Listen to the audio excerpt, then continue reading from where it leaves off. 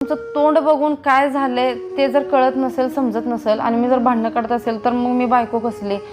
आणि जसं तुम्ही माझं सगळ्या गोष्टी पूर्ण करणं, इच्छा पूर्ण करणं जसं नवऱ्याचं कर्तव्य आहे, तसं बायकोनं पण नवऱ्याचं तोंड बघून त्याच्या मनात काय चाललंय हे समजून घेणं बायकोचं कर्तव्य आहे ना. म्हणून मी जाऊ दे म्हणून सोडून देते काही गोष्टी. आणि आता तुम्ही आहे की नाही एवढं जगाला तोंड देताय, पण घरात येऊन जर माझं तोंड बघून तुम्हाला जीव द्यायला वाटत असेल तर मग माझा काय उपयोग? ठीक आहे ना, तुम्ही जगाला तोंड देतायच की, पण मी जर समजून घेतलं तर तुम्ही जगात घडलेल्या गोष्टी, जगाला दिलेलं तोंड, जगात काय गोष्टी का भांडणं सगळे विसरून जात आहे हे मला माहिती आहे. त्यामुळे टेन्शन घेऊ नका, मी हाय समजून घ्यायला.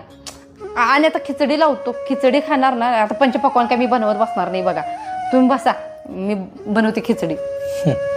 सारिका, एखाद्या पुरुषाला त्याच्या घरातल्यांची आणि तुझ्यासारख्या बायकोची जर साथ मिळेल ना तर त्याला जगात दुसरं काही सुद्धा नको बघ.